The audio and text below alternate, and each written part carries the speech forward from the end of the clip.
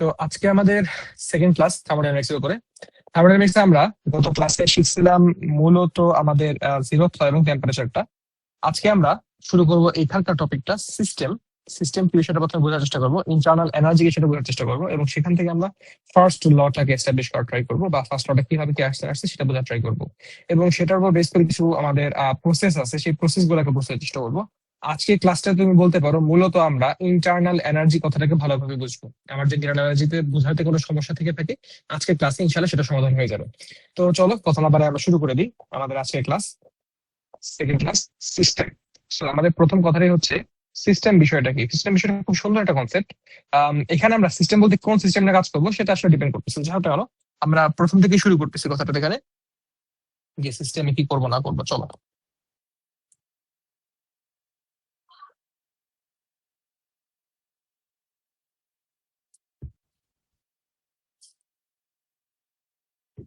সিস্টেমের বাংলা আসলে বাংলাই, সিস্টেমের বাংলা বাংলা ই সিস্টেমই। এটা আমরা আসলে বাংলা হিসেবে চিন্তা করি না। তুমি তবে বাংলা হিসেবে চিন্তা করতে চাইলে তুমি ক্ষেত্র বলতে পারো। তুমি অলরেডি সিস্টেম সম্পর্কে একটা বেসিক আইডিয়া জানো। এটা হচ্ছে তুমি অলরেডি পড়ছো না, গ্র্যাভিটি ফিল্ড। তুমি ফিল্ড পড়ছো না অলরেডি? জি। ফিল্ড তুমি বলতে পারো সিস্টেমের একটা ছোট অংশ। এটাকে পুরোপুরি ক্ষেত্র হিসেবে, সিস্টেমকে আসলে ক্ষেত্র হিসেবে পুরোপুরি বলা যায় না। রেদার ক্ষেত্রকে মানে সিস্টেমকে আলাদা হিসেবে ডিফাইন করতে হবে। কিছু জিনিসটা সিস্টেম বিষয়টা কি, আমি যদি সহজ কথায় চিন্তা করি, একেবারে খাস বাংলা আমি লিখবো কথা, আমার সাথে আমার সাথে এই চ্যাপ্টারটা লিখতে লিখতে তুলবা। এতদিন বছর রেখা রাখছে কম, এখন থেকে লিখতে হবে বেশি, ঠিক আছে? সিস্টেমের বিষয়টা হচ্ছে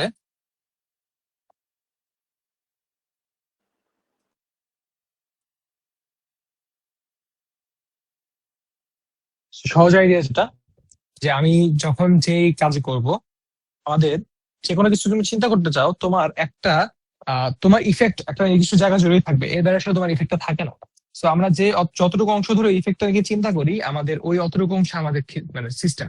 অ্যাকচুয়ালি ক্ষেত মানে ইফেক্ট যতটুকু অতটুকুও না। মূল আইডিয়াটা হচ্ছে তোমার মানে তুমি কতটুকু অংশকে, তোমার ইফেক্ট অনেক জায়গায় থাকতে পারে, তুমি কতটুকু অংশকে তুমি খেয়াল করতেছো বা তুমি মেজার করতেছো অথবা তুমি মানে চিন্তা করতেছো, ওইটা হচ্ছে আমাদের সিস্টেম। বুঝতে পারছি কথাটা? যেমন তোমাকে যদি সহজ কথা বলি, যেমন দেখো তুমি এখানে পড়তে আসছো, তোমার যেমন আমি এখানে পড়াইতে আসছি, এখানে তোমাদের এবং তোমাকে পড়াইতেছি আমি। আমার ক্ষেত্রে আমার উপর অনেক প্রেশার আছে, আমার অনেক কিছু কাজ আছে, অনেক কিছু আছে আমি জানি। সিমিলারলি তোমাদের উপর অনেক কিছু আছে, কিন্তু আমাদের সিস্টেমের মধ্যে কি এটা কি ইনক্লুড হবে?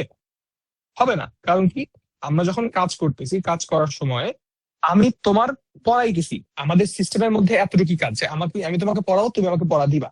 That's it. তোমার পড়া হয়েছে মানে পড়া হয়েছে কি হয় না সেইটা আমার দেখার দায়িত্ব হইলেও, তুমি পড়া, হ্যাঁ পড়া কেউ করতে পারতেছে সেটা আমার দায়িত্ব, কিন্তু আমি যদি নর্মাল চিন্তা করে বলি সেটা আসলে আমার দায়িত্ব না।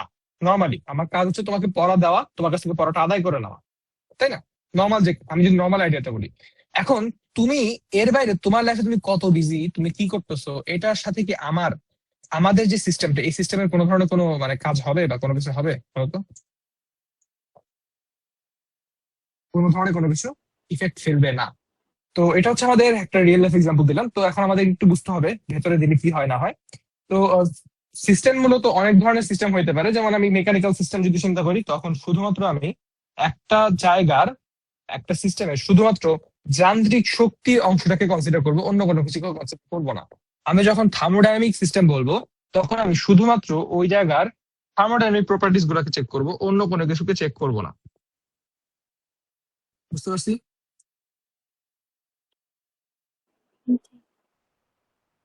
তো এরকম করে প্রতিটার জন্যই একটা সিস্টেম আসতে পারে। আমরা আপাতত চিন্তা করব শুধুমাত্র আমাদের যে অংশটুকু কনসিডার করতে হবে, অর্থাৎ থার্মোডাইনামিক।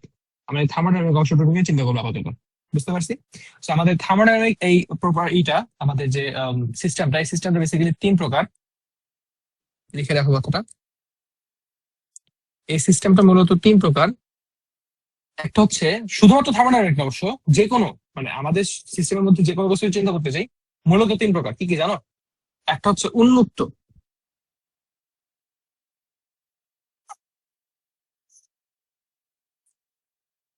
একটা হচ্ছে উন্মুক্ত বা ওপেন,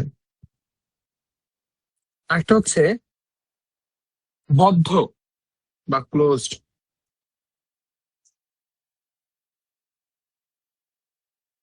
আর আরেকটা হচ্ছে বিচ্ছিন্ন, এটার ইংরেজি হচ্ছে অ্যাডায়াবেটিক।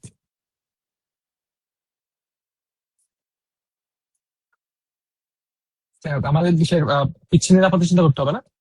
তো চলো, কোনটার জন্য কি আমাদের থার্মোডাইনামিক প্রপার্টিজ হিসেবে চিন্তা করবো। আমরা আপাতত থার্মোডাইনামিক্যালি দেখতেছি, শুধু এটা সত্যি কথা অন্যদের জন্য, কিন্তু আমরা আপাতত থার্মোডাইনামিক্যালি দেখতেছি। বুঝতে পারছি? জি। আজকে হাঁটালে ভালো লেগেছিল।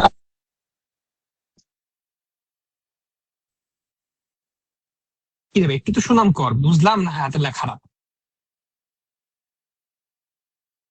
দেখো, যেখানে ছিলাম তো উন্মুক্ত, উন্মুক্ত ক্ষেত্রে কি হয় জানো, আমাদের একটা সিস্টেম সে বদ্ধ হবে নাকি উন্মুক্ত হবে নাকি বিচ্ছিন্ন হবে, টোটাল বিষয়টা ডিপেন্ড করতেছে দুইটা ভেরিয়েবলের উপরে। কয়টা ভেরিয়েবল? দুইটা ভেরিয়েবল। ভেরিয়েবল দুইটা হচ্ছে ভর এবং শক্তি। আমার ভর এবং শক্তি এই দুইটাকে সে ট্রান্সফার করতে পারে কিনা, আমি যতটুকু অংশ কনসিডার করতেছি তার বাইরে সে এতটুকু যে জায়গাকে ট্রান্সফার করতে পারে কিনা, সেটার উপর ডিপেন্ড করে আমার আসলে এই সিস্টেমটা কি হবে, কেমন হবে, তাকে আমরা ডিফাইন করি। ঠিক আছে? তো সহজ কথা যদি বলি, তাহলে এখন আমাদের এখানে কি কি আসবে, চলো সহজ কথা বলি। আমাদের এই ভর এবং শক্তি উন্মুক্তের জন্য ভর শক্তি দুইটাই ট্রান্সফার করা পসিবল। আমি একটু পরে আসতেছি বিষয়টা কেমন বুঝাইতেছে, রিয়েল লাইফ এক্সাম্পল দিয়ে বোঝাবো। জাস্ট আপাতত একটু দেখে নাও। উন্মুক্ত ক্ষেত্রে ভরও ট্রান্সফার করা পসিবল, শক্তিও ট্রান্সফার করা পসিবল। বুঝতে পারছি? এটার উদাহরণ কি হইতে পারে, যেমন দেখো তুমি খোলা পাত্র, এটা কি তোমার সিম্পলি এই জিনিসটাই ঘটতেছে না, যে তুমি যখন একটা বিশেষ বস্তুকে রেখে দাও, কি করে ও, ও তোমার ভরও সরাইতে দেয়, তোমাকে ভিতর থেকে কিন্তু দেখো হিটটাও বের হইতে পারে। শক্তি বলতে মূলত এখানে হিট বুঝছি আমি। ঠিক আছে? তোমরা কথা বলতেছো না একেবারে, আমি জি। খুব বিরক্ত লাগে জিনিসটা আমার। তারপর আসে বদ্ধের জন্য, বদ্ধ বা ক্লোজড।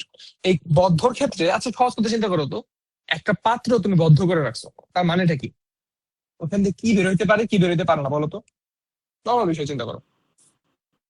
শক্তি বের হবে, ভর বের হবে না। ভর বের হবে না, তার মানে এখানে ভর আসলে বের হওয়া পসিবল না, কিন্তু শক্তি বের হওয়া পসিবল। এটা উদাহরণ, সোজা কথা ভাই, সুপরিবাহী বদ্ধ পাত্র। আর আমরা যে পাত্র চিন্তা করি সেটা সুপরিবাহী, তাই না?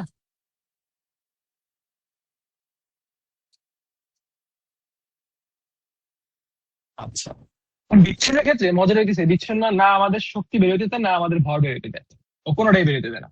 রিয়েল লাইফে এরকম এক্সাম্পল দেখাটা একটু ডিফিকাল্ট, বাট এটা সবচেয়ে ভালো উদাহরণ কি জানো, বিচ্ছিন্ন সিস্টেমের পৃথিবী নিজে। থার্মোফ্লাস্ক। হ্যাঁ, থার্মোফ্লাক্স একটা, বাট পৃথিবী নিজেও একটা ভালো উদাহরণ, তাই না? চিন্তা করো, হ্যাঁ পৃথিবী কিছু পরিমাণ তাপ বের হয়ে যায়, কিন্তু মানে আইডিয়াল তো কোনো কিছু পসিবল না।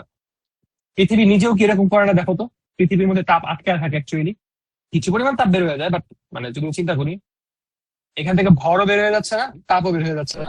তারপর অবশ্যই থার্মোফ্লাক্স।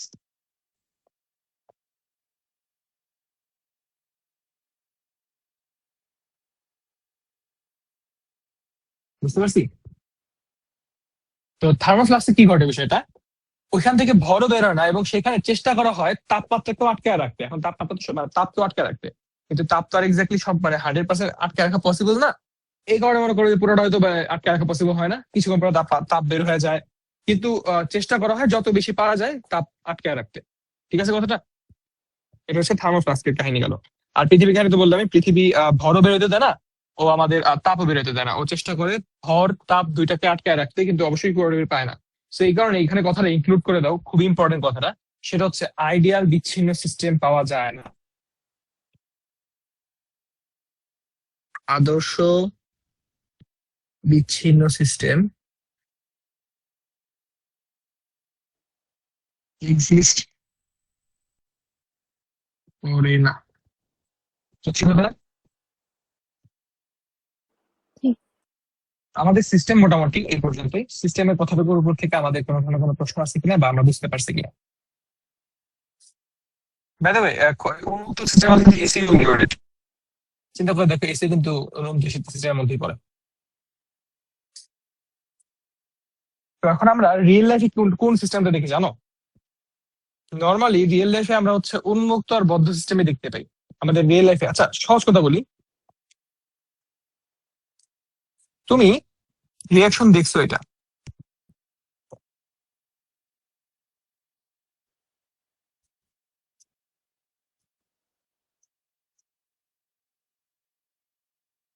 তোমরা তো জানো এটা সময় অবশ্যই তাপ উৎপন্ন হয়, কারণ চুন যখন তৈরি করা হয়, চুনের ক্ষেত্রে পানি যদি দাও দেখবা তাপ উৎপন্ন হবে।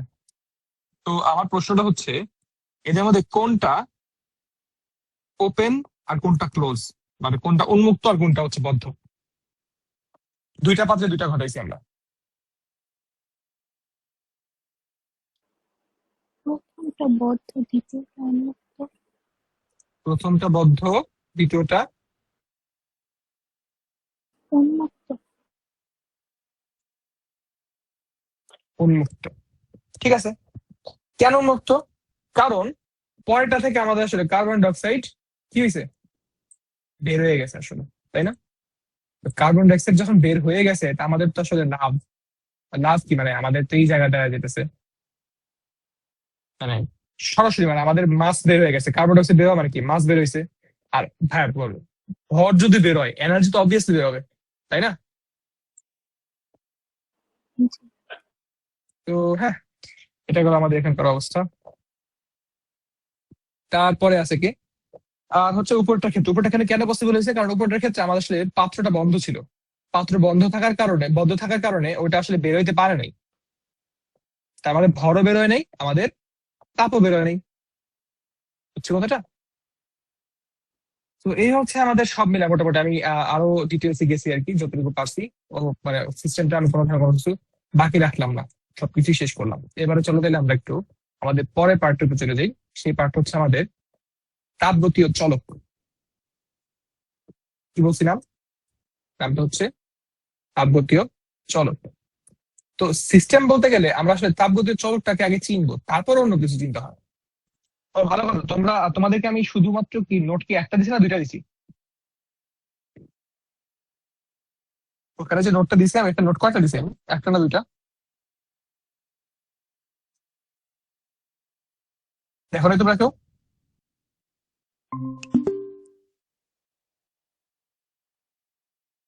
কথা বলছে ভাই।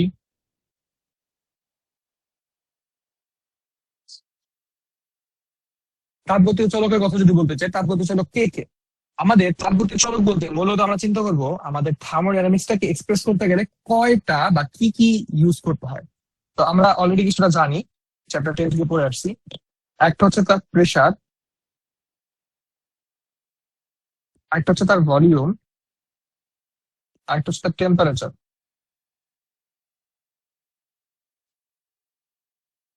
আর এখানে আরো দুইটা ইম্পর্টেন্ট জিনিস আছে, যে জিনিসটা আমরা আসলে চ্যাপ্টার 10 শিখি নাই। সেই জিনিসটাই হচ্ছে আমাদের এখানে কিউ, বা এটা হচ্ছে আমাদের তাপ, এবং আরেকটা হচ্ছে আমাদের ইউ, ইন্টারনাল এনার্জি। বুঝতে পারছি?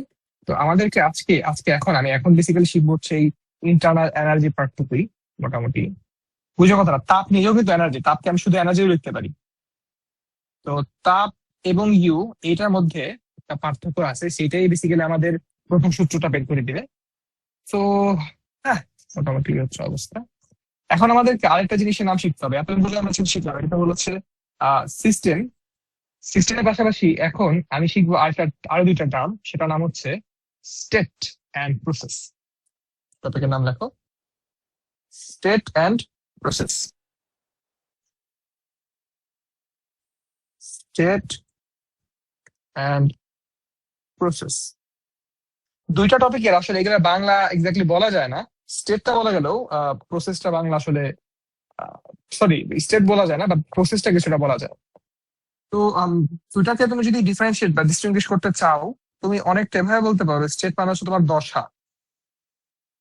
জাস্ট আমরা তরঙ্গের ক্ষেত্রে দশা কেন পড়ছিলাম, যে ওই অবস্থায় তার সামগ্রিক অবস্থা, গতি অবস্থা চিন্তা করছিলাম আমরা।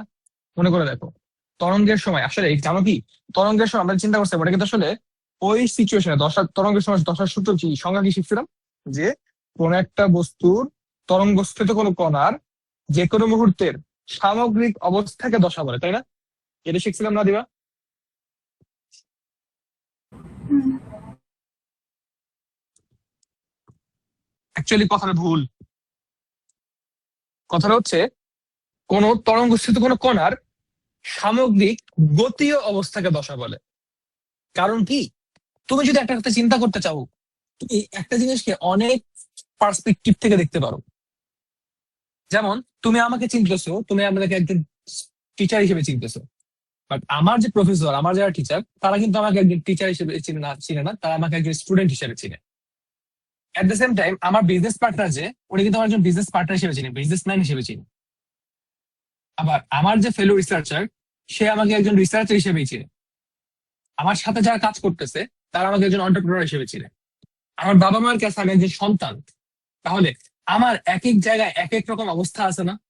এখন আমি যদি বলি যে ভাইয়া আমার এই জায়গার সিচুয়েশন, এটাকে আমি দশা বলে দিব। হ্যাঁ হ্যাঁ, ঠিক আছে, দশা না হয় বললাম, কিন্তু তুমি আমাকেই বলো আমার রূপ কয়টা? একটা। হ্যাঁ, মানে মানুষ তো আমি একটাই, কিন্তু আমার কি আসলে অনেক ধরনের মানে আছে না? আমি কি এক এক জায়গায় এক এক রকম হবো না? ফর এক্সাম্পল, আমি তোমাদের সাথে যে আচরণটা করতেছি, আমি খুবই নর্মাল, খুবই চিল আচরণ করতেছি, সত্যি কথা সেটা, আমি পার্সোনাল লাইফে তো চিল না। সেটা আমার প্রফেশনাল লাইফ। প্রফেশনাল লাইফে আমি প্রফেশনালি অনেক বেশি চিল আচরণ করতেছি, সেটা হচ্ছে প্রফেশনাল স্টেট। বাট আমি যখন আমার রিয়েল লাইফে আসবো, রিয়েল লাইফে আমি মারাত্মক ধমকেও করে রাখি মানুষকে। মারাত্মক মানে মানুষ মারাত্মক, মানে এটা আমি সত্যি কথা বলে দিচ্ছি। আমি মানে আমার অনেকে আমার এই কথাই বলছে সরাসরি, তোমার মুখে কি মধু দেয় না নাকি জন্মের পরে। আমার কথা ওইরকম, আমি কিছু করার নেই, আমি জাস্ট কথা বললে মানুষ হার্ট হয়ে যায়, যে আপন হার্ট হয়ে গেয়া। তো আমার কিছু করার নেই, আই ডোন্ট কেয়ার। তো সেটা হচ্ছে আমার পার্সোনাল স্টেট। তো একই জায়গা থেকে এখন আমি আমাকে কিভাবে ডিফাইন করতেছি, ভালো কথা, আরেকটা কথা আছে। আমাকে যে ডিফাইন করতেছি, একটু চিন্তা করে দেখো তো, এগুলো সবগুলো আমার মানবীয় গুণাবলী না? বলো, আমি একজন মানুষ হিসেবে কেমন সেটা ডিফাইন করতেছে না? বাট আমি যদি চিন্তা করি আমার ফিজিক্যাল সিস্টেম, ফিজিক্যাল সিস্টেমে কি এই একই রকম জিনিসটা অ্যাপ্রোচ করবে বা একই রকম জিনিসটা থাকবে? বলো। যেমন আমার ওয়েট কত, আমার হাইট কত, আমি যদি আমার কথাই চিন্তা করতে বলি, আমি মানবীয় গুণাবলী ভাবে একরকম, বাট আমি ফিজিক্যাল দিক থেকে চিন্তা করতে গেলে আমি হয়তো অন্যরকম। হয়তো আমি আন্ডার রেটেড, আন্ডার ওয়েট, হয়তো আমি ওভার ওয়েট, হয়তো আমি কি বলে বেশ কি বলে স্বাভাবিক ওজন। এরকম প্রতিটা জিনিস হয় কিনা বলো। তাহলে তুমি যে একজনকে একটা পার্সপেক্টিভ থেকে কথাটা বলে দিবা, সেটা কি পসিবল? কখনোই পসিবল না। এই যে পসিবল হইতেছে না, এই যে এক একটা জায়গা থেকে তুমি চিন্তা করতেছো, এক একটা পার্সপেক্টিভ থেকে তুমি চিন্তা করতেছো, এই প্রতিটা পার্সপেক্টিভের যে একটা ওভারঅল তুমি দেখতে পাচ্ছ না? চিন্তা করো, তুমি যখন বলতেছো ভাইয়া আমি আপনাকে চিনি প্রফেশনালি, প্রফেশনালি তোমার কাছে আমার একটা ওভারঅল ইমেজ আছে না? প্রফেশনালি তোমার কাছে আমার একটা ওভারঅল ইমেজ আছে। সিমিলারলি আমার কাছেও তোমার একটা ওভারঅল ইমেজ আছে। তাহলে এই যে ওভারঅল ইমেজটা, প্রফেশনালি যে ইমেজটা হইছে, এইটা হইতেছে আমার স্টেট। আমি বুঝতে পারছি কথাটা, বা আমার দশা। কথা কি বুঝতে পারলাম কিনা? জি জি ভাইয়া। আচ্ছা, তাহলে স্টেট কথাটা আমি বুঝতে পারছি। তাই স্টেট কথাটাকে আমি এভাবে বলবো, কোন পার্সপেক্টিভ থেকে কোন বস্তুর নির্দিষ্ট সময়ে সম্পূর্ণ অবস্থাকে তার স্টেট বলে। এখন আমি যদি স্টেট হিসাবে শুধুমাত্র বস্তুকে বলি, বস্তুও বলতে পারি, আমি কি সিস্টেমকেও বলতে পারি না ভাইয়া? বলো। সাডেনলি তুমি এক জায়গায় যায় একটা সিস্টেমের ছবি তুলে আনছো, এই ছবিটাই তার স্টেট বা দশা। বুঝতে পারছো কথাটা? বলো বলো বলো। জি। তো আমি এখন এই কথাটাই লিখবো, দেখে ফেলো তাহলে আমার সাথে। কোন বস্তুর বা সিস্টেমের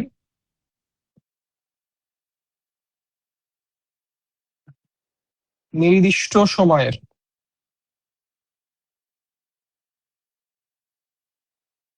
সামগ্রিক অবস্থা বা সম্পূর্ণ অবস্থা,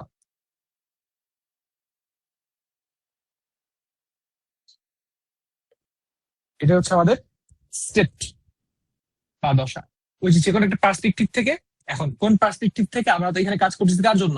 থার্মোডাইনামিক্স এর জন্য। তাহলে এই জায়গায় এই স্টেটটা আসলে কে? Thermodynamic state. বুঝতে পারছি? তার মানে আমি এখানে আসলে বুঝিয়ে দিছি কার? থার্মোডাইনামিক অবস্থা কি, মানে কিসের সামরিক অবস্থা, কোন দিক থেকে সামরিক অবস্থা, বলো বলো বলো। তাপগতীয় দিক থেকে তাপগতীয় সামগ্রিক অবস্থা চিন্তা করবো আমি। কথা বুঝতে পারলাম কিনা? জি ভাইয়া। আচ্ছা, এখন আসি তার মধ্যে প্রসেসের কথাটা। এখন তুমি একটু চিন্তা করো, তুমি এক জায়গায় বসে আছো, তুমি এখান থেকে তোমার নিজের অবস্থান পরিবর্তন করতে চাও, তোমাকে কি মুভ করতে হবে না? তোমার এই মুভমেন্টটা কি একটা প্রসেস না? তুমি কি অনেকটা ওয়েতেই মুভ করতে পারো।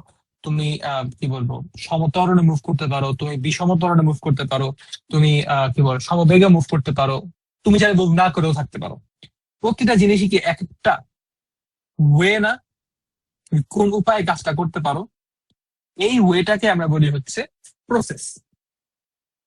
প্রসেস নিয়ে আসলে যাবো না, কারণ আমি যখন এটা শিখে গেছি যে স্টেট কি, প্রসেস বোঝাটা আমার জন্য খুব ইজি। বুঝতে পারছি কথাটা? প্রসেস জিনিসটা কি? প্রসেস হচ্ছে এক স্টেট হতে অপর স্টেটে পরিবর্তনের উপায় বা পথ, বা পরিবর্তনের কি বলে, বুঝতে পারছি কথাটা? তাহলে চলো এখন আমরা প্রসেস কিরকম হতে পারে, ফর এক্সাম্পল ধরে একটা স্টেট, একটা স্টেট 1 ছিল এরকম, আর স্টেট 2 ছিল মনে করি এরকম। তুমি স্টেট 1 থেকে স্টেট 2 তে, মানে তুমি ধরো এখানে তুমি এরকম সোজা যেতে পারো, তুমি তেরিবেরি তেরিবেরি করতে যেতে পারো, তুমি এরকম ঘুরে এসেও যেতে পারো। So, প্রতিটা যে ওয়েতে, এক একটা ওয়েতে তুমি যাচ্ছ, এই প্রতিটা হচ্ছে এক একটা প্রসেস। বুঝতে পারছি কথা বলি? ঠিক আছে। And এখন আমরা শিখবো হচ্ছে ইন্টারনাল এনার্জি। আমি আজকের ক্লাসে না তোমরা একটু টার্মিনোলজি গুলো বেশি শিখবা। আমি মানে হয়তো খেয়াল করছি, আমি অনেক লিখে লিখে পড়াই দিচ্ছি আজকে, অন্যান্য ক্লাসে এত লিখি না আমি। লেখার রিজনটা হচ্ছে আজকে ক্লাস টার্মিনোলজি শিখতেছে তো, এগুলো একটু প্যারা আসলে। মনে করো দেখো, আমি যখন বলছিলাম তাপগতীয় চলক, সেখানে একটা কথা বলে রাখছিলাম, কিউ তো আমরা চিনি হিট, কিন্তু ইউটাকে আমরা চিনতাম না। চল আজকে ইউটাকে চিনে আসি, ঠিক আছে? তো ইউ এর কথা যদি বলতে চাই, এটা হচ্ছে ইন্টারনাল এনার্জি অফ গ্যাস। তো টপিকের নাম লেখো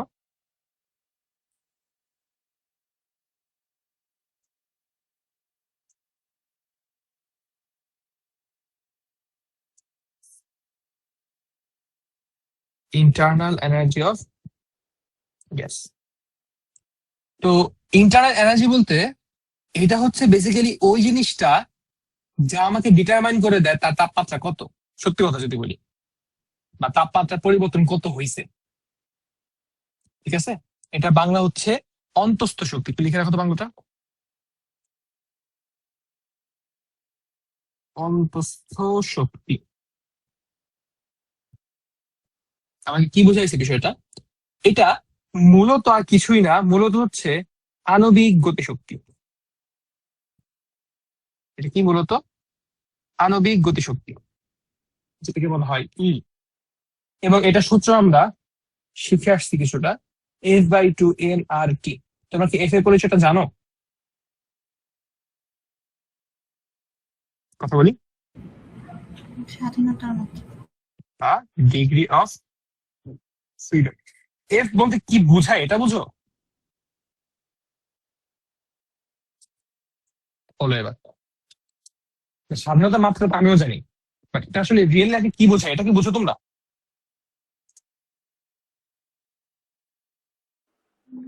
বুঝো না, তাই তো?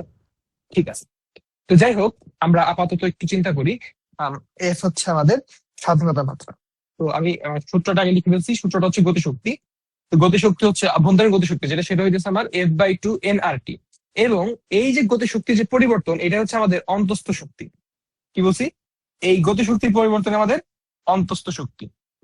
তাহলে আমরা যদি ইউ এর কথা বলি, ইউ সমান হবে তোমার হচ্ছে F/2 nR/dt। কারণ তুমি নিজেও দেখতেছো ভাইয়া, এফ চেঞ্জ হওয়া পসিবল না একটা পার্টিকুলার জন্য, এন এবং আর চেঞ্জ হলে তোমার সিস্টেম পাল্টায় যেতেছে। আমার চেঞ্জ হওয়া পসিবল শুধুমাত্র টি। তাপগতীয় চলক কেমন করে দেখো, তাপগতীয় চলক আমার চেঞ্জ হতে শুধুমাত্র এগুলাকে, এদের মধ্যে কি কোথাও আমার কি এন আছে? বলো, এন নাই। তার মানে আমি শুধুমাত্র এখানে চেঞ্জ করতে পারবো টি কে। এই কারণে আমি কিন্তু টি এর বিষয়টা আসছি। তাহলে চলো একটু এফ বিষয়টা কি বোঝায় ঠিক আছে? তো একটু মজা আছে, একটু ভুল করছি, এনআরডিটি না, এনআরটি, আগুন লেগেছে। এটা হচ্ছে তোমার ইউ, আণবিক গতিশক্তি, আমার হচ্ছে অন্তস্থ শক্তি, সরি সরি একটু ভুল করে ফেলছি। আণবিক গতিশক্তি হচ্ছে আমাদের অন্তস্থ শক্তি, আর এর পরিবর্তন তাহলে ডিইউ, এটা সমান কত হবে? F/2 এন আর ডিটি। ওই যে বলছিলাম যে আমরা যে কোনো একটা চলকের সাপেক্ষে, ধরলাম একটা র্যান্ডম একটা চলকের সাপেক্ষে আমরা চেঞ্জ করতে পারবো। তো যাই হোক, সো এখন তুমি বলো ডিইউ, আচ্ছা ডিইউ একটু পরে আসি, আগে এফটা বুঝাই নি আমি। এফ বোঝানোর জন্য আমার একটু ভিডিও অন করতে হবে। সো এদিকে খেয়াল করো, সবাই বুঝতে পারবে না। আমি এদিকে আইসো না, আসলে চুল টুল কাটছি তো, খুব একটা ভালো অবস্থা নেই আমি। আচ্ছা আমার মনে হয় দেখতে পাচ্ছ আমাকে, ঠিক আছে? তো এফ এই কথাটা আমরা শিখছি অলরেডি, আমরা কয়েকটার জন্য এফ কথাটা শিখছি আমরা তিনটার জন্য। এফ যখন আমাদের চিন্তা করছি এক এক আণবিক না দ্বি আণবিক নাকি বহু আণবিক, তাই না? মূলত এটাই শিখছি আমরা। তো এক আণবিকের জন্য, এক আণবিকের বিষয়টা কি? যেমন হিলিয়াম পরমাণু, ও কি বেসিক্যালি একটা পয়েন্ট না, বলতো? ও কি আর কিছু? আচ্ছা এক আণবিকের জন্য আমরা এর মান কত শিখছিলাম? এফ এর মান কত শিখছিলাম? এফ ইকুয়ালস 3 শিখছিলাম না? দ্বি আণবিকের জন্য শিখছিলাম কত?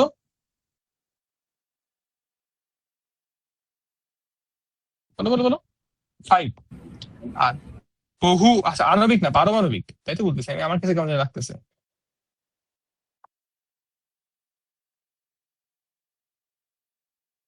বহু পারমাণবিকের জন্য এফ এর মান হচ্ছে আমাদের 6।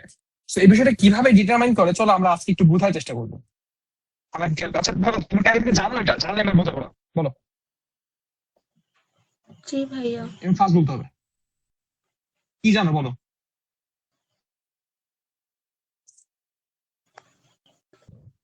তো হ্যাঁ, তোমার তোমার হয়ে যায়, আমি just একবার কেউ রিক্যাপ করে দিচ্ছি বড় কথা। লেটস আমার কাছে একটা আছে, এই যে আমার ক্যাপটা, এই ক্যাপটা হচ্ছে আমার একটা এক পরমাণু, মানে এই পরমাণুটা ইউজ করতে পারবো কিন্তু বরাবর আমার এই যে খাতা মাথার যেইটা আছে, মাথার ওই সাইডে যে আমার রুমের যে কর্নারটাকে চিন্তা করো। কর্নার এদিক বরাবর ধরবা, এই যে এদিক বরাবর ধরবা হচ্ছে এক্স অ্যাক্সিস, এদিক বরাবর ধরবা হচ্ছে এই যে এই এদিক বরাবর ধরবা হচ্ছে ওয়াই অ্যাক্সিস, এবং এদিক বরাবর ধরবা জেড অ্যাক্সিস। তাহলে দেখো আমি এটাকে মুভ করতে পারছি ওদিকে X axis, Y axis and Z axis বরাবর, তিনটা বরাবর মুভ করতে পারি, ঠিক আছে না? এই যে কেন যাইতে এদিকে এভাবে যাবে, এভাবে এই যে এটা যাবে এরকম, ওয়াই অ্যাক্সিস এই যেটা, আর এদিক বরাবর যেতেছে এক্স অ্যাক্সিস, আর এদিক বরাবর যেতেছে জেড অ্যাক্সিস, এটা হচ্ছে একটা হয়ে গেল। আর যখন আমি দ্বিপারমাণবিক চিন্তা করবো, দ্বিপারমাণবিক চিন্তা করতে গেলে মোটামুটি ধরো আমি এই এই সেম জিনিসটাকে পাইতেছি এরকম, আমার একটা হিসেব। তো এটা এরকম এক দিক, দুই দিক, আর তিন দিকে যাওয়া আসা করতে পারে। এন্ড তার পাশাপাশি সে মুভ করতে পারে দুইটা ওয়েতে। কয়টা ওয়েতে? দুইটা ওয়েতে। একটা হচ্ছে এরকম করে মুভ করবে সে একটা, আর আরেকটা ওয়ে হচ্ছে এই যে এটা আছে না, এরকম করে ঘোরাবে সে, এই যে এরকম করে ঘোরাবে। বহু পারমাণবিক বলতে গেলে বেসিক্যালি আমাদের কথাটা চলে আসে এরকম, যে আমার ধরো তিনটা ধরে আছে, তো এই যে এরকম চলে আসলো কথাটা। তো যখন এই পার্টটুকু চলে আসতেছে, দেখো এখানেও তারা কিন্তু ওই তিন তিন দক্ষর যাইতে পারছে, X axis, Z axis, Y axis, এটা যাইতে পারতেছি তারা। আমার পার্থক্য থাকে কোন জায়গায়? তিন বাহু বরাবর। এই যে এখন মুভ করবে কিভাবে জানো? মুভ করে একবার এইভাবে, দেখো এই যে একবার এইভাবে মুভ করবে, একবার লালকে কেন্দ্র করে মুভ করবে,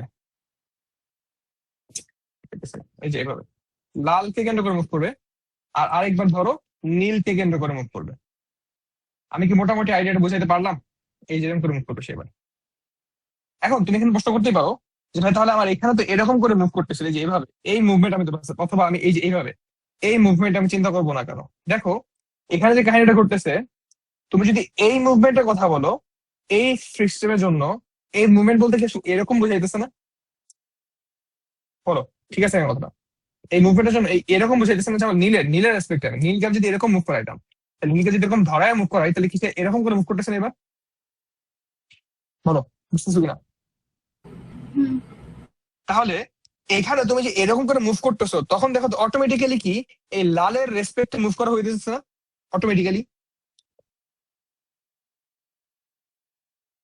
ডিগ্রিজ অফ ফ্রিডম সে বহুপারমাণবিকের জন্য কত, 6 না 7? 6। 6। তাহলে এই যে তিনটা গেল, আর এই যে এখানে একটা। এখন তুমি যে বলতেছো এরকম করে মুভ করতেছে, এরকম করে মুভ করাটা অ্যাকচুয়ালি কিন্তু ও এদের মধ্যেই X axis Y axis Z axis তাদের মধ্যে মুভমেন্টটা হইতেছে। একটু ভেবে দেখো তো, কথা সত্যি বলছি না আমি?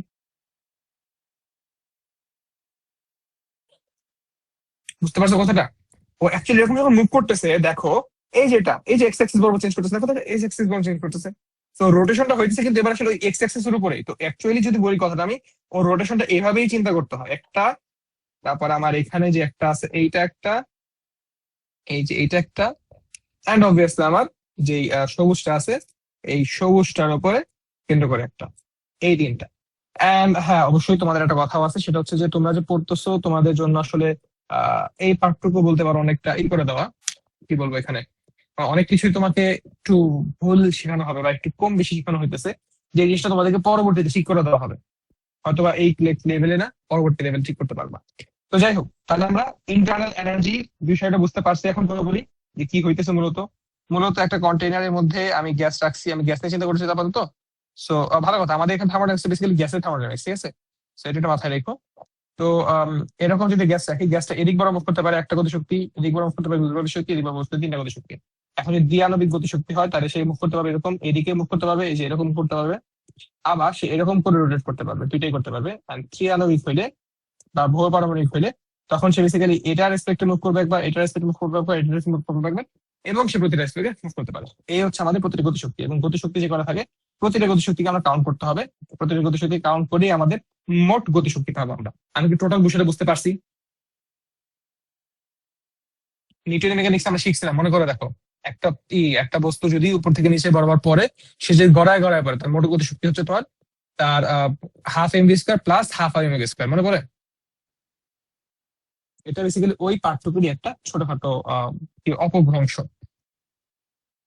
ক্লিয়ার? কি কথা বলি, কথা বলি? ঠিক আছে, তাহলে এখন আমরা শিখবো তাপগতিবিদ্যার প্রথম সূত্র। কার্বন ডাই অক্সাইড দ্বিপারমাণবিক না বহু? ও ভালো কথা, ভালো কথা, একটা সুন্দর একটা কোশ্চেন করছো, আমি কিন্তু বলতে ভুলে গেছিলাম। আচ্ছা, কার্বন ডাই অক্সাইড তুমি বলো কয় পরমাণু আছে এটার মধ্যে? তিনটা। তিনটা। তাহলে ও তো আসলে বহু পারমাণবিক, কিন্তু এরপরেও ওর ক্ষেত্রে আমাদের এই হচ্ছে কত, ওর ক্ষেত্রে হচ্ছে আমাদের 5। কেন 5? প্রশ্ন এসে যায়। তো চলো এটা বুঝে আসি। কার্বন ডাইঅক্সাইডের ক্ষেত্রে পুরো বিষয়টা ডিপেন্ড করতেছে তার একেবারে অ্যাটমিক স্ট্রাকচার না, আরো ভিতরে, সেটা হচ্ছে তার যে ইলেকট্রোনেগেটিভিটি বা তড়িৎচুম্বকত্বের উপরে। তুমি জানো কিনা জানি না, কার্বন ডাইঅক্সাইডটা এই যে এরকম আচরণ করে, তোমরা এই পড়ছো তো অলরেডি, এই সাথে পড়ছো না যে কেমিস্ট্রি 103 নাম্বার চ্যাপ্টারে পড়ছো অলরেডি, তাই না? যে কার্বনের হচ্ছে তোমার 2.1 আর অক্সিজেন হচ্ছে তোমার 3.5। 3.5 না? হ্যাঁ 3.5, তো তোমার বরাবর। তো যাই হোক, যখন 3.5 হয়, তো তারা দুইজন তো আসলে কি করবে, ইলেকট্রন দুইজনের দিকে টানে নিতে চাবে, কথা সম্পূর্ণ সত্যি। কিন্তু সমস্যা যেটা হয়েছে, কার্বন আসলে ডাবল বন্ড করছে না, ও এরকম হইতে পারতো, কিন্তু চিন্তা করতো ওরা দুইজনের ইলেকট্রন গুলাকে আবার ওকে রিপালস করবে না, কারণ 3.5 কিন্তু কোয়াইট হাই, ইলেকট্রোনেগেটিভ চিন্তা করলে কোয়াইট হাই। এই কারণে তারা দুইজন পরস্পরকে এত দূরে ঠেলে দেয়, এই দূরে ঠেলতে ঠেলতে তারা বেসিক্যালি দুজন দুজনকে এরকম করে মুভ করে, দেন ফাইনালি এরকম করে সরল রেখা আঘাত চলে আসে। তো এই এতটুকু তো বুঝতে পারছি সরল রেখা আঘাত কেন হয়। হুম। ঠিক আছে, এবার আসলে তাহলে এটা কেন 5 হইলো। মজা হইতেছে, এবার একটু চিন্তা করে দেখো তো, এই কার্বন ডাইঅক্সাইডটা আমি এটাকে যদি নেক্সটে আমি এটাকে দেখাইতে চাই, এটাকে দেখাইতে চাইলে আমি কি সরাসরি দেখো তো এরকম করে দেখাইতে পারবো না? এই যে এখানে ধরো কার্বন অ্যাটম এখানে, আমার আঙ্গুলের মধ্যে কার্বন অ্যাটম, আর দুই পাশে হচ্ছে তোমাদের অক্সিজেন অ্যাটম, এভাবেই দেখানো যায় কিনা বলো? হ্যাঁ। তাহলে তো এখন তোমার কি আগের বারের জন্য, যদিও বা তোমার তিনটা দিয়ে যখন মুভ করাইছিলাম, তিনটা হলে এরকম হওয়ার কথা, একটা ট্রাইঙ্গেল তৈরি করছিল, অ্যাটলিস্ট একটা ট্রাইঙ্গেল তৈরি করছিল। এবার কি ট্রাইঙ্গেল তৈরি হয়েছে? হয় নাই তো। ও আসলে কি দ্বিপারমাণবিকের মতো আচরণ করতেছে না এবার? তাহলে ও মুভমেন্ট কয় দিক করতে পারে, এই যে X axis, Y axis and Z axis, সাথে হচ্ছে এই যে এরকম করে একটা, আর এই যে এরকম করে একটা। বুঝতে পারছি কথাটা? এই কারণে ওর ডিগ্রিস অফ ফ্রিডমটা 5 হয়ে গেছে, 6 না হয়ে। বুঝতে পারবো তো? আমি ওইটা বোঝানোর জন্য বেসিক্যালি আমি গিয়ে ভিডিও করতেছিলাম, শেষ পর্যন্ত আমি বলতে নিজে ভুলে গেছি। থ্যাংক ইউ ভাই। তো চলো এখন তাপগতিবিদ্যার প্রথম সূত্রটাই আসি। তাপগতিবিদ্যার ক্ষেত্রে অনেক অনেক ধরনের সূত্র দিয়েছে, আমরা কয়েকটা সূত্র দেখবো। যেমন আমি যদি জুলের সূত্র কথাটা বলি, জুলের বিবৃতি দেখো। জুলের বিবৃতি, জুল কি বিবৃতি দিছে? যে বিবৃতি দিছে, তাপ শক্তিকে কাজে বা যান্ত্রিক শক্তিতে রূপান্তরিত করলে, আমার সাথে সাথে লেখো, তাপ শক্তিকে কাজে বা যান্ত্রিক শক্তিতে রূপান্তর করলে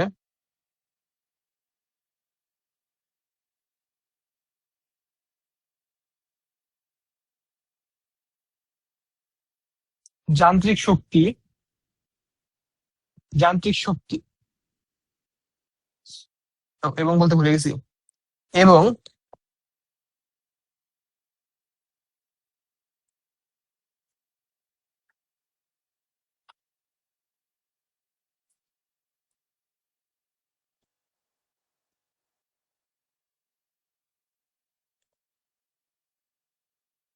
রূপান্তর করে তাপ ও যান্ত্রিক শক্তি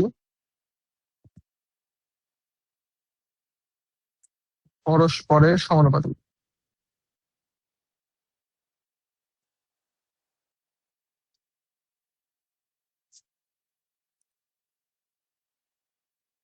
ঠিক আছে, তার মানে কি বলছে? আমরা জানি যে তাপ শক্তিকে আমরা কনভার্ট করে হচ্ছে কিউ দ্বারা এক্সপ্রেস করি, আর যান্ত্রিক শক্তিকে, যান্ত্রিক শক্তি মূলত কৃতকাজ নেয়া, এখানে যান্ত্রিক শক্তি বলতে মূলত কৃতকাজ বোঝানো হয়েছে। ঠিক আছে, তো এটাই বলছে এখন যে কাজকে তুমি যখন যান্ত্রিক শক্তিতে রূপান্তর করবা অথবা যান্ত্রিক শক্তিকে তুমি যখন কাজে রূপান্তর করবা, এরা একজন একজন একজনের সমানুপাতিক হবে। এরা আসলে এমন হবে না যে একজন থেকে আরেকজন মানে জাস্ট র্যান্ডম উল্টা পাল্টা হয়েছে, তা হবে না।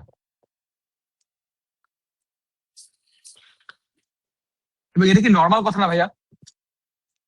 সোজা কথা চিন্তা করো, আমি তোমাকে, মনে করো তুমি আমাকে পড়াই, বা আমি তোমাকে পড়াইতেছি, বা সহজ কথা বুঝো, তুমি এসএসসি তে রেজাল্ট ভালো করছো, and তোমার কাছ থেকে আমি এক্সপেক্ট করবো তুমি মোটামুটি ভালো একটা ই করবা। কিন্তু তুমি এসএসসি তে রেজাল্ট খারাপ করছো, তোমার কাছ থেকে আমি কি এক্সপেক্ট করতে যাবো এরকম যে তুমি খুব ভালো পারফর্ম করবো আমার কাছে? হ্যাঁ, ভালো পারফর্ম করতে পারো, সেটা আলাদা কথা, বা আমি মানে জাস্ট নর্মাল কথা বলতেছি, তুমি করবা না, নর্মাল বিষয়। তার মানে কি তোমার এইচএসসি রেজাল্টের সাথে তোমার ব্রিলিয়ান্সটা কি সমানুপাতিক সম্পর্ক ধারণ করতেছে? ওইটাই বলছে। আমি এখানে কথা বলতে পারি ডাব্লিউ প্রপোর্শনাল টু কিউ, বলা যায় ডাব্লিউ ইকুয়ালস টু জে কিউ। এখানে না বড় রকমের কথা আছে, প্রপোর্শনাল সাইনটা একটু সময় শিখে নাও, এটা তোমরা চ্যাপ্টার 10-এ শেখার কথা ছিল, শিখছে কিনা জানি না। সেটা হচ্ছে, এরকম সম্পর্ক বসানোর ক্ষেত্রে অবশ্যই মাথায় রাখতে হবে, অবশ্যই মাথায় রাখতে হবে যে কার উপরে কে ডিপেন্ডেন্ট। কি বলছি কথাটা? এরকম সম্পর্ক বসানোর ক্ষেত্রে অবশ্যই মাথায় রাখতে হবে কার উপরে কে ডিপেন্ডেন্ট। বলো, ডব্লিউ চেঞ্জ করলে কি তোমার তাপ চেঞ্জ হবে? বলো, তুমি যদি কৃতকাজ পাল্টাও, তোমার কি সিস্টেমের তাপ পাল্টাবে? সিস্টেমের মোট তাপ যা ছিল তাই থাকবে না। মানে বিষয়টা হচ্ছে, তাপ তো একটা বড় জিনিস, তাপ থেকে তুমি কিছু অংশকে তুমি কাজে রূপান্তর করতে পারতেছো। তুমি কাজ উল্টা পাল্টা করো আর নাই করো না কেন, তোমার মোট তাপের পরিমাণ তো চেঞ্জ হবে না। কিন্তু যদি তাপের পরিমাণ চেঞ্জ করতে পারো, তাহলে কি কাজ চেঞ্জ হয়ে যাবে না? ভেবে দেখো, একই ইঞ্জিনের ক্ষেত্রে তুমি যদি তাকে 100 মিটার গভীর একটা কুয়াকে ই করতে দাও, পানি উঠাইতে দাও, আর তাকে যদি 30 মিটার কুয়াকে পানি উঠাইতে দাও, ইঞ্জিনের পাওয়ার তো একই, তাহলে কোন জায়গায় সে বেশি পারফর্ম করবে বা বেশি কাজ করবে? সে পারফর্ম তো না, কাজ করবে কোথায় সে? 100 মিটারের কুয়াতে, কারণ ওই জায়গাতে পানি বেশি আমার। তো ওই জিনিসটাই তো ঘটতেছে এখানে, যে আমার এখানে পানিটা হচ্ছে আমাদের এই তাপ, এবং কাজটা করতেছি ডব্লিউ। ডব্লিউ এর উপর তোমার পানি ডিপেন্ড করতেছে না, কারণ আমি কতটুকু পানি উঠাইতে পারবো সেটা দিয়ে তো আমার কুয়া ঠিক হবে না, বরং কুয়া দিয়ে ঠিক হবে আমি কত ওয়াটের মোটর আনবো। কথা কি বুঝতে পারলাম?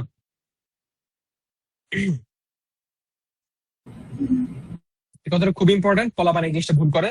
এই for this very same reason তোমরা ফর্মুলা পড়তে গিয়ে দেখবা পি প্রপোর্শনাল টু 1/v, এটা না বলে বলা হয় V proportional to 1/p, for this very same reason.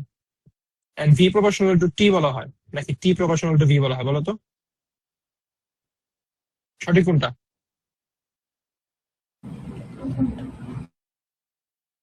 সেকেন্ডটা না? প্রথমটা। না। তো এই যে দুইটা রিজন বললাম, এটা কিন্তু পরীক্ষা আসে। আমি জানি না অন্য কার পরীক্ষায় কি আসবে না আসবে, আমার পরীক্ষা আসবে এবং আমি রিজনিং জিজ্ঞেস করবো। আমি কি রিজনিংটা বুঝাতে পারছি? এই যে কে বলা হয় জুল কনস্ট্যান্ট, ঠিক আছে? বা এটা বলা হয় তাপের যান্ত্রিক তুল্যাঙ্ক। তাপের যান্ত্রিক তুল্যাঙ্ক, বুঝেছি। তো এই কথাটা দিয়ে আমি আসলে আরেকটা জিনিস, আসলে সাটল একটা জিনিস বুঝাই দিচ্ছি। সাটল জিনিসটা কি জানো? সেটা হচ্ছে del q equals delta u plus delta ডাব্লিউ। কারণ চিন্তা করো, তুমি একটা সার্টেন অংশকে কাজে পরিণত করতে পারতেছো, তাহলে বাকি অংশটা কই যাইতেছে? বাকি অংশটা তোমার নিজের ইমপ্রুভমেন্টে খরচ হচ্ছে, যেটাকে আমি লিখছি হচ্ছে del q equals del u plus del ডাব্লিউ। তো এটা আমার পরবর্তীতে শিখবো, ডেলটা ডেল থাকে না, এটা ডি হয়ে যাবে। তারপর চলো আমরা সেকেন্ড বিবৃতিতে যাই, ক্লসিয়াসের বিবৃতি। আমার ইংরেজি হাতের লেখা আসলে সুন্দর, অত সুন্দর না, বাট মানে বাংলা তুলনা সুন্দর আর কি। কি উর্জশী, তুমি কি এগ্রি করবা? দেখি তুমি এটা তো আমাকে পচাবা যে না ভাই আপনার হাতের লেখা সুন্দর না, শুধু শুধু ভাব ধরে না। খাতায় হয়তো ভালোই। হুম। হ্যাঁ মানে কত সুন্দর, তাও তাও স্বীকার করবে হাতের লেখা সুন্দর হইতেছে। বাহ।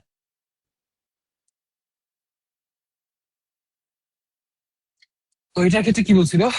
এটা ক্ষেত্রে বলছে হচ্ছে আমার খাতার হাতের লেখা আরো খারাপ হলো।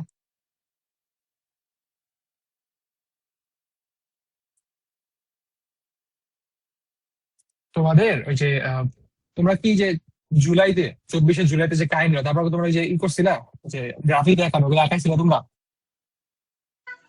জি ভাইয়া। তো আমিও গেছিলাম, আমার স্টুডেন্টে আমাকে ইনভাইট করছিল, তোমাদের সিনিয়র আপুরা। যাওয়ার পরে আমার সরাই দিছে, আমার লিখতে দেয়নি।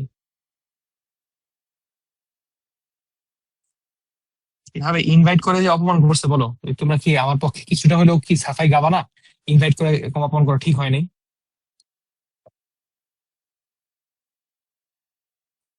হ্যাঁ, রং করতেও দেয় নাই, মানে আঁকার পর যে ভরাট করার একটা অংশ। ধরতেও দেয় নাই আমার।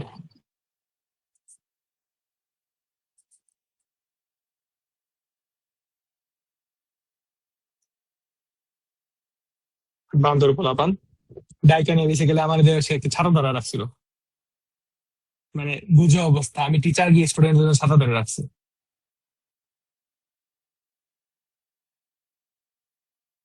ওদের জন্য ফার্স্ট ছিল তো, অনেক কিছু বুঝি নাই বা ই করছি, মনে করো অনেক ফ্রি হয়ে গেছিল আমাদের সাথে। ইভেন ওরা যে ইটা করছে না, মানে যে লেখাটা লিখছিল, লেখাটা আমার আমার সিলেক্ট করা ছিল, কিন্তু যাওয়ার পর আমাদের সাথে ধরে রাখছে।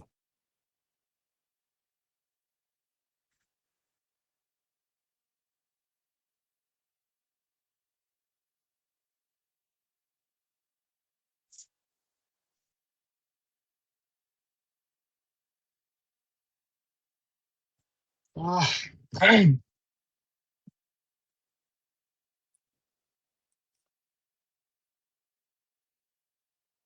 হুম, তোমরা চাইলে সময় নিয়ে লিখতে পারো, সময় দিব তোমাদেরকে আমি। তোমাদেরকে সিস্টেম বোঝানোর সময় একটা কথা বলছিলাম না, যে অংশটা নিয়ে আমার মাথা ঘামায় ওটা হচ্ছে সিস্টেম। হ্যাঁ, যে অংশটা মাথা ঘামাইতেছে না, তাহলে ওই অংশটা কি? পরিবেশ। পরিবেশ বা সারাউন্ডিংস। আমি কথাটা বলি নাই, আর সাটল রেখে দিছিলাম, আমি পরে যখন পড়াতাম তখন বলতাম। সো এখন বলে দিলাম আর কি কথাটা, যে আমি যে অংশটুকু কাজ করি না সেটা হচ্ছে আমাদের কি পরিবেশ, বা যে অংশটা আমি চিন্তা করি না সেটা হচ্ছে পরিবেশ।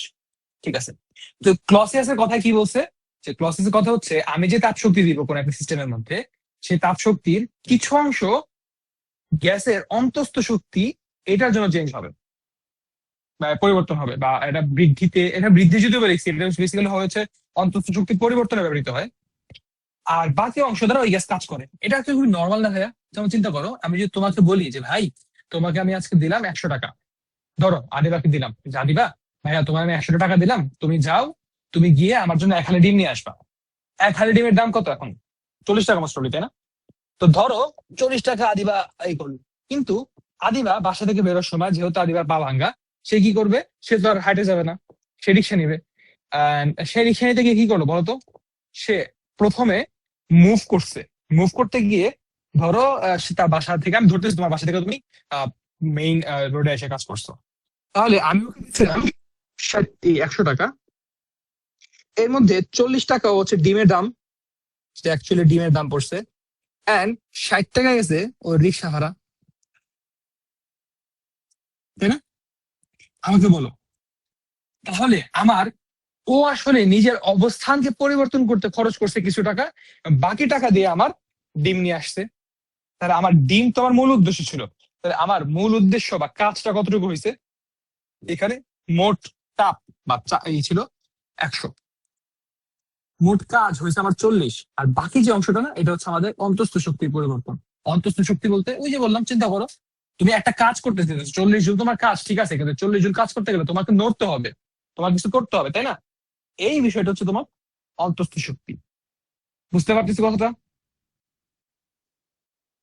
চলো এবার একটা থার্মোডাইনামিক একটা সিস্টেম থেকে বুঝে আসি। থার্মোডাইনামিক সিস্টেম থেকে বুঝে আসি,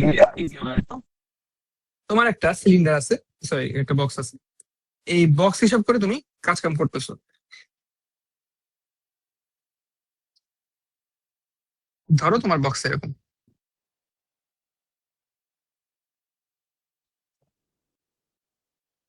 তো এই বক্স থেকে তুমি যদি এর মধ্যে তাপ দাও, তুমি চাইতেছো তাপমাত্রা বাড়ুক, তুমি চাইতেছো ওর তাপমাত্রা বৃদ্ধি পাক, খুবই ভালো কথা, এটা আমিও চাইতেছি তাপমাত্রা বৃদ্ধি পাক। ওই যে ইসের মতো তাপস নিঃশ্বাস বায়ে মৌসুমে দাউড়ায়, অবস্থা সেরকম আমরা। তা আমরা চাইতেছি ভিতর থেকে তাপস নিঃশ্বাস বেয়ে মৌসুমে উড়াই দেবো আমরা এখন। দেখছে, তাই করতেছি আমরা, ঠিক আছে? বেদে বলছি, তোমার কাল কোনো প্রোগ্রাম টোগ্রাম আছে নাকি জি ভাইয়া। কলেজে? না, আমাদের এখানেই। আচ্ছা, ও অফিসার্স ক্লাব ওখানে? জি ভাইয়া। ঠিক আছে, কিছু মনে করো না, মানে জাস্ট জানা রাখতেছি, এখন এসব থেকে যত বেশি দূরে থাকতে পারো তত বেশি দূরে থাকো, ঠিক আছে? জি ভাইয়া। তো চলো যেটা বলতেছিলাম, তো তোমাকে বলছি তুমি এখানে তাপমাত্রা বাড়াবা। ভাইয়া তাপমাত্রা, আমাকে প্রথমে বলো তো তাপমাত্রা বিষয়টা কি ছিল বলো তো, বুঝো কথাটা, প্রথমে বলো হোয়াট ইজ টেম্পারেচার।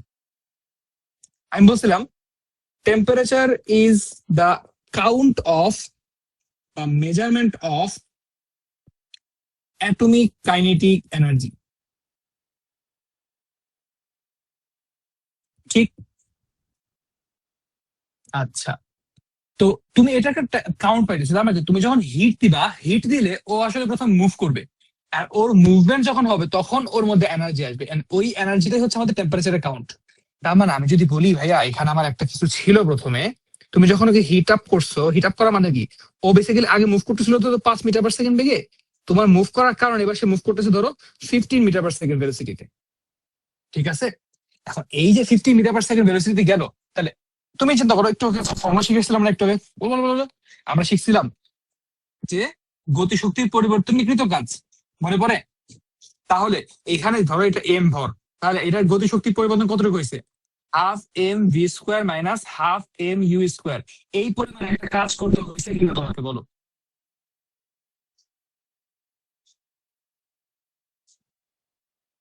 বলো বলো বলো, একটা কাজ করতে হয়েছে না তোমাকে? এবং এই কাজটাকে তুমি বুঝতে পারবে বাইরে থেকে, এটা অ্যাটমিক লেভেলে হইতেছে, তুমি কি বাইরে থেকে বুঝতে পারবা যে এই কাজটা হয়েছে? না। এই যে ছোট্ট একটা কাজ চলে যাবে, তুমি বাইরে থেকে বুঝবা না, কিন্তু তুমি দেখবা যে তোমার কিছু পরিমাণ শক্তি কাজে লাগতেছে না। ওই যে আদিবার মতো, আদিবাকে যখন আমি দিছিলাম, আদিবা কি করছে, প্রথমে চাইলেই কি সে শুধুমাত্র কাজ হচ্ছে আমার ডিম আনা 40 টাকা, এই 40 টাকা ডিম আনতে পারে নাই, তা কি করতেছে, তার মুভমেন্ট করা দরকার পড়ছে, তার মুভমেন্টের জন্য আমার 60 টাকা খরচ গেছে। তাহলে এই যে মুভমেন্টের জন্য যে খরচটা গেছে, হ্যাঁ আমি হয়তো বা তাকে মুভ করতে দেখিনি, তাই না? যেমন আমি তাকে 100 টাকা পাঠাই দিচ্ছি, বলছি তুমি 40 টাকা ডিম নিয়ে এসে আমার দেখাবা, তো সে আমার ডিম এনে দেখাইছে, সে কিভাবে মুভ করছে কি করছে আমি জানি না, তো আই ডোন্ট কেয়ার, আর সে জায়গায় সে খরচ করে ফেলছে 60 টাকা। এখানে কি ওই বিষয়টাই ঘটলো না ভাইয়া? বুঝতে পারছি? তো আমাদের যে অন্তঃস্থ শক্তিটা, এই অন্তঃস্থ শক্তিটা আসলে অন্তঃস্থ শক্তির পরিবর্তন হয়, and এই পরিবর্তনে যে কাজটা হয় এটাকে আমরা অন্তঃস্থ শক্তির পরিবর্তন হিসেবে ডিটারমাইন করতেছি। আমরা আর এটাকে আলাদা কাজ হিসেবে চিন্তা করি না, এবং কাজ হিসেবে চিন্তা করা যাবেও না, কারণ কি, তুমি বলো, আমি আমি চাইছি ডিম, আমার তো অন্য কিছু লাগবে না, এখন আদিবা কোত্থেকে ডিম আনবে আই ডোন্ট কেয়ার। বুঝতে পারতেছি কথাটা? তোমার কাছে আমি ডিম চাইছি, তুমি ডিম এনে দিবা। তুমি কেমনে ডিম আনবা, কোথেকে ডিম আনবা, ওয়াই শুড আই কেয়ার? বুঝতে পারতেছি কথাটা? জি ভাইয়া। তো এই হচ্ছে এখানকার বেসিক আইডিয়া যে আমাদের এখানে কে থাকতেছে না থাকছে। তাহলে তুমি বলো এবার, তাহলে আমার এখন যখন কাজ হবে, কাজ হতে গেলে কি হতে হবে? তাহলে তোমার মোট প্রদত্ত এই শক্তি কিউ, এটা সমান হবে অন্তঃস্থ শক্তির পরিবর্তন delta W plus delta delta u plus delta W. তো এটাকে এখন আমরা যখন অ্যাটমিক স্কেলে খুব ছোট পর্যায়ে চেঞ্জ করবো, তুমি বলো এখানে চেঞ্জ হবে কিন্তু খুবই ছোট পর্যায়ে চেঞ্জ হবে না ভাইয়া? জি ভাইয়া। যখন এত ছোট পর্যায়ে চেঞ্জ হয় এবং এটা কি কন্টিনিউয়াস চেঞ্জ হবে না? ভালো কথা, ভালো কথা, খুব ইম্পর্টেন্ট। এটা কি কন্টিনিউয়াস চেঞ্জ হবে কিনা বলো? জি ভাইয়া। তো এই যখন এরকম চেঞ্জ হবে এবং কন্টিনিউয়াস যখন চেঞ্জটা হবে, এই চেঞ্জের জন্য আমরা তখন ইউজ করি ডিইউ। এখানে খুব একটা ইম্পর্টেন্ট কথা আছে, যখন আমাদের কন্টিনিউয়াস হয় না তখন কিন্তু আমরা ডিইউ ইউজ করতে পারি না, তখন আমাদের ডেল্টা ইউজ করতে হয়, জানো তো নাকি? শিখছিলাম ওই ডিফারেন্সিয়েশন ইন্টিগ্রেশন যখন শিখছি তখন বলছিলাম, এই জি ভাইয়া। ডিফারেন্সিয়েশন প্রথমে শিখছিলাম আমরা। তার ডি ইউজ করার ক্ষেত্রে দুইটা শর্ত, একটা হচ্ছে তার খুবই ছোট পর্যায়ে, খুবই ছোট ছোট পর্যায়ে হইতে হবে, সেকেন্ড শর্ত হচ্ছে খুবই কন্টিনিউয়াস হইতে হবে। এটাকে বলা হয়, ইংরেজিতে বলা হয় ইনফিনিটেসিমাল। ইনফিনিটেসিমাল। তো যাই হোক না কেন, তো এটা ক্ষেত্রে তাহলে আমি তখন বলতে পারবো কথাটাকে এভাবে যে d q equals d u plus ডিডব্লিউ। বলতে পারবো d q equals d u plus ডিডব্লিউ। এবং পরবর্তীতে আমরা পরবর্তী না আজকেই শিখে যাবো এখনই, এই ডিডব্লিউ সমান আবার একটাই আছে। আজকে বেসিক্যালি এতটুকু করে তোমাদের টপিকটা শেষ হবে। আগামীকালকে ক্লাসে আমরা এটার প্রক্রিয়াগুলো শিখবো এবং প্রক্রিয়াগুলো শেখার পাশাপাশি ম্যাথ প্র্যাকটিস করব। ঠিক আছে? এই ইসের উপরে নাম যে কি প্রথম সূত্রের উপর আমাদের 3টা ক্লাস যাবে। হোপফুলি 3 ক্লাসে আমার প্রথম সূত্রটা শেষ হবে আমার আন্দাজ। 3, দেখে দাও, অন্তঃস্থ শক্তি পরিবর্তন আছে পরে। না না না না না না, 3 ক্লাস না, 4। এটার উপর আমার 5 ক্লাস যাবে, 4 ক্লাস যাবে। আচ্ছা যাই হোক, চলো। তো যেখানে ছিলাম, তো এখানে আমি কথা বললাম DQ equals d u plus DW. তাহলে চলো ডিডব্লিউ বিষয়টা একটু বসে নেই। ডিডব্লিউ বিষয়টা কি ভাইয়া? ডিডব্লিউ বিষয়টা হচ্ছে মূলত পি ডেল্টা ভি। এখন পি ডেল্টা ভি কেন বলতেছি, চলো বিষয়টা বোঝার চেষ্টা করি। আমরা এখানে সবকিছু কাজ করবো একটা সিলিন্ডারের উপরে। কি নিয়ে কাজ করবো? সবকিছু একটা কাজ হবে সিলিন্ডারের উপরে। ধরে নাও তোমার সিলিন্ডারটা এরকম করে রাখছি আমি, পিস্টন, সিলিন্ডারের মধ্যে পিস্টন দিয়ে দিছি আমি।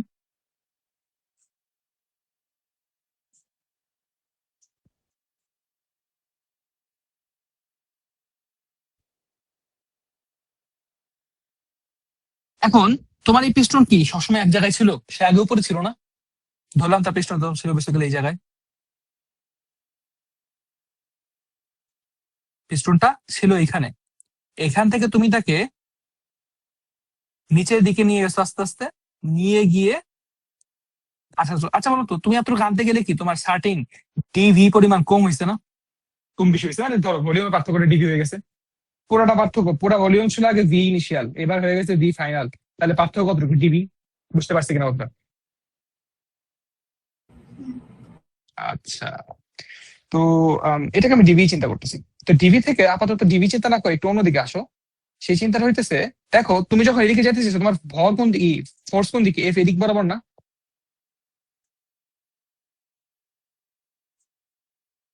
বলো বলো বলো বলো। তো মজা রয়েছে, তোমার এফ এদিকে হইলেও ও তোমাকে বাধা দেওয়ার জন্য কি উল্টা দিকে এফ দিচ্ছে না? বুঝো কথাটা?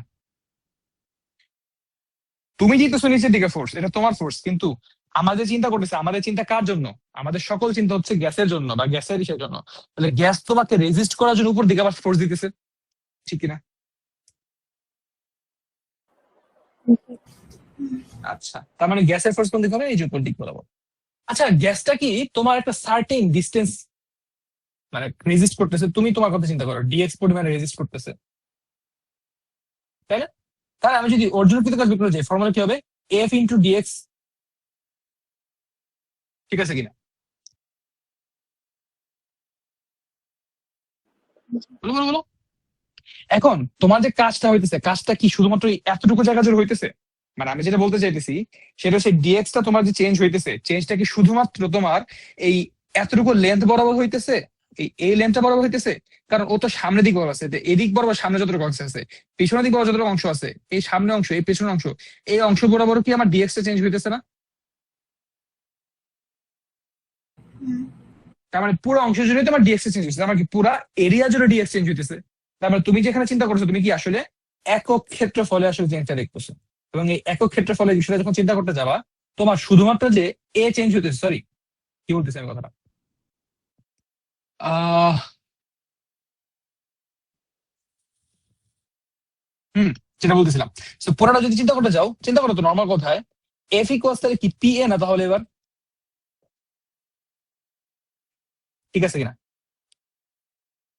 এফ ইকুয়ালস হচ্ছে আমার পি এ, এফ ইকুয়ালস পা, তাহলে আমি এখানে বসাই দিয়ে দিলে তুমি বলো এ ডিএক্স আমি কেটে পিডিবি, এখান থেকে ফর্মুলা আসলো আমার ডাব্লিউ ইকুয়ালস পিডিবি, বুঝতে পারছি?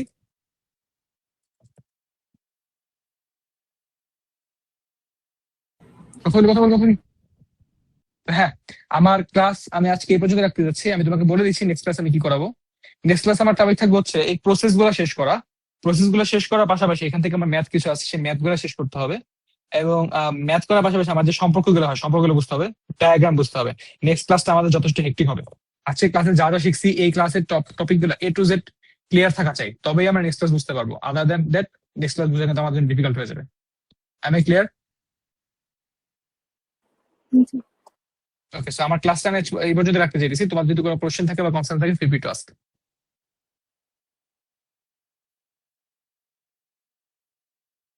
Any question? আমরা কি গ্যাসের এক্সাক্ট ইন্টারনাল শক্তি মাপতে পারি? এক্সাক্ট ইন্টারনাল শক্তি তুমি বলো, সবগুলো অ্যাটমের জন্য তুমি কিভাবে এক্সাক্ট এই বের করতে পারবা? এক্সাক্ট যে এনার্জিটা, ওই যে কি বলে kinetic energy, atomic kinetic energy, না। তো আমরা ওইটা পারি না বলেই তো ওই যে আরএমএস বের করতাম, মনে আছে? হ্যাঁ। আমরা কি আমরা এক্সাক্ট এনার্জি বের করতে পারি আসলে? বলো, তুমি উত্তর জানো এখন। না। পারি না। তো শুধুমাত্র এই কথাটা এখানে প্রযোজ্য তাই না, অন্যান্য সব জায়গায় প্রযোজ্য। অন্য আরো কিছু জায়গা আছে, যেমন তুমি এন্ট্রপি, তুমি কখনো এক্সাক্ট এন্ট্রপি মাপতে পারো না। তারপরে তুমি যে যে বিভব, তুমি কখনো এক্সাক্ট বিভব মাপতে পারো না। এরকম কিছু বেশ কিছু আমাদেরই আছে, আমরা সেগুলো চেঞ্জই বের করতে পারি। তো আমাদের এই অন্তস্থ শক্তি বিষয়টা অনেকটা এরকম, আমরা শুধুমাত্র ওর চেঞ্জটা বের করতে পারি। এবং এই জন্য দেখছি আমি ইউ পড়ানোর পর সাথে সাথে আগে ডিইউ পড়াইছি, ইউতে আমি বসে থাকি নাই। এই ইউ এখানে কথাটা অ্যাকচুয়ালি ভুল আছে, বুঝছো? ইউ ইকুয়াল অ্যাকচুয়ালি এটা না, এটা সূত্রটা আসলে ইউ প্রপোর্শনাল হওয়া উচিত, তাই না? তুমি কি এক্সাক্ট বের করতে পারতো তো? এটাই কনফিউজ করতেছে। এখন বুঝছো তো এটা আসলে কিন্তু প্রফেশনাল হওয়া উচিত, এবং প্রফেশনাল হওয়া উচিত বললেও আসলে কাহিনী আছে আবার। এই জিনিসটা তুমি যদি এই থেকে পড়তা, ওই যে মেইন যে ফর্মুলা ছিল তোমার ওইখানে পড়ছিলে না, 1/3 mnc স্কোয়ার ইকুয়ালস এনার্জি, ওইখানে ওই সিটা কে ছিল মনে আছে? সি ছিল আরএমএস। বেসিক্যালি এই কারণে আমি ইকুয়াল দিতে পারছি, কারণ ওইখানে যে ওই যে সি আরএমএস ধরা হয়েছিল না, ওই সি আরএমএস টা ছিল আমার হচ্ছে একটা অ্যাপ্রক্সিমেট ভ্যালু। আমি ওইখানেই বেসিক্যালি আমাদের যে সমানুপাতিক হওয়ার কথা ওই সমানুপাতিকটাকে ঢুকাই দিছিলাম, বুঝতে পারছি কথাটা? হুম, এই কারণেই মূলত আমাদের এখানে আমি ইকুয়াল কথাটা লিখতে পারতেছি। ক্লিয়ার এখন? জি ভাইয়া। আচ্ছা, তো আর কারো কোনো কোশ্চেন আছে? If any question feel free to ask, no problem.